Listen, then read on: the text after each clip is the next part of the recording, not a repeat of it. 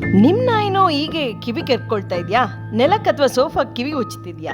ಅದನ್ನು ಇಗ್ನೋರ್ ಮಾಡಬೇಡಿ. ಇದಕ್ಕೆ ಕಾರಣಗಳೇನು, ಯಾವ ರೀತಿ ಕೇರ್ ಮಾಡಬೇಕು ಮತ್ತು ಯಾವ ಸಮಸ್ಯೆ ಎದುರಾದರೆ ವೆಟ್ ಹತ್ರ ಕರ್ಕೊಂಡು ಹೋಗಬೇಕು, ಕಂಪ್ಲೀಟ್ ಇನ್ಫಾರ್ಮೇಷನ್ ತಿಳ್ಕೊಳ್ಳಿ. ಅದಕ್ಕೆ ಕಂಪ್ಲೀಟಾಗಿ ವಾಚ್ ಮಾಡಿ.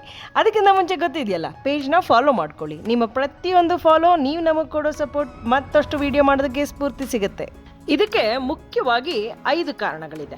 ಮೊದಲನೇದು ಇಯರ್ ಇನ್ಫೆಕ್ಷನ್ ಆದರೆ, ಬ್ಯಾಕ್ಟೀರಿಯಾ ಅಥವಾ ಈಸ್ಟ್ ಇನ್ಫೆಕ್ಷನ್ ಆದಾಗ ಕಿವಿನಲ್ಲಿ ತೀವ್ರ ತುರಿಕೆ ಮತ್ತು ನೋವು ಮತ್ತು ದುರ್ವಾಸನೆ ಕೂಡ ಉಂಟಾಗುತ್ತೆ.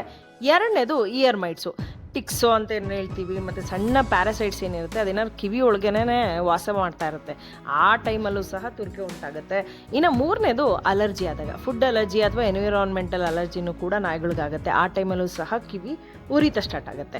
ಇನ್ನು ನಾಲ್ಕನೇದು ನೀರೇನಾದ್ರು ಕಿವಿನಲ್ಲಿ ಸೇರ್ಕೊಂಡಿದ್ರೆ, ಅಂದರೆ ಅದು ಸ್ನಾನ ಮಾಡಿದಾಗ ಆಗಿರ್ಬೋದು ಅಥವಾ ಸ್ವಿಮ್ಮಿಂಗ್ ಮಾಡಿದ ನಂತರ ಆಗಿರ್ಬೋದು, ಕಿವಿನಲ್ಲಿ ನೀರು ಉಳಿದಿದ್ರೆ ಇನ್ಫೆಕ್ಷನ್ ಆಗುವ ಸಾಧ್ಯತೆ ಹೆಚ್ಚಿರುತ್ತೆ. ಇನ್ನು ಐದನೇದು ಫಾರಿನ್ ಆಬ್ಜೆಕ್ಟ್ಸ್ ಏನಾದರೂ ಒಳಗೋದ್ರೆ, ಅಂದರೆ ನೀವು ವಾಕ್ ಕರ್ಕೊಂಡು ಹೋಗಿರ್ತೀರ, ಹುಲ್ಲಿನ ಬೀಜ ಇರುತ್ತೆ, ಧೂಳು ಅಥವಾ ಸಣ್ಣ ಕೀಟ ಇರುತ್ತೆ, ಕಿವಿಯೊಳಗೆ ಏನಾದ್ರು ಸಿಕ್ಕಿದ್ರೆ ನಾಯಿ ಮತ್ತೆ ಕಿವಿನ ಉಜ್ಜುತ್ತಾ ಇರುತ್ತೆ.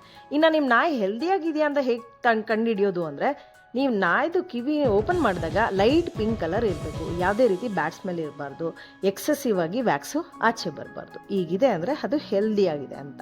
ಇನ್ನು ಹೇಗೆ ಕೇರ್ ಮಾಡಬೇಕು ಅಂದರೆ, ವಾರಕ್ಕೊಮ್ಮೆ ಆದರೂ ನೀವು ಕಿವಿನ ಚೆಕ್ ಮಾಡಿ ಕ್ಲೀನ್ ಮಾಡಬೇಕು. ಆಮೇಲೆ ಬಾತು ಅಥವಾ ಸ್ವಿಮ್ಮಿಂಗ್ ಕರ್ಕೊಂಡು ಹೋದಾಗ ಚೆನ್ನಾಗಿ ಕಿವಿನ ಡ್ರೈ ಮಾಡಿ.